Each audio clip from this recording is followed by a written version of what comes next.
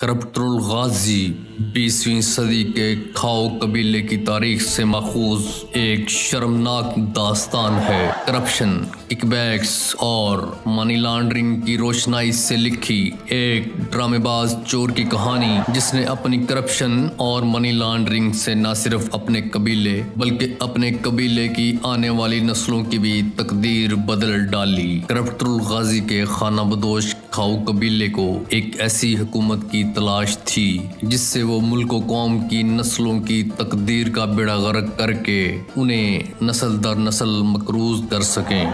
खाओ कबीले के सरदार मियाँ शरीफ के नलायक बेटे सुल्तान फरारुद्दीन ने करप्शन की सरबलंदी की खातिर अपने मुल्क व कौम को कर्जों में डालकर लुटेरे जंगजुओं के साथ मिलकर मनी लॉन्ड्रिंग, किकबैक्स और मुख्तलिफ किस्म की करप्शन के जरिए मुल्क की तरक्की को खूब शिकस्त दी।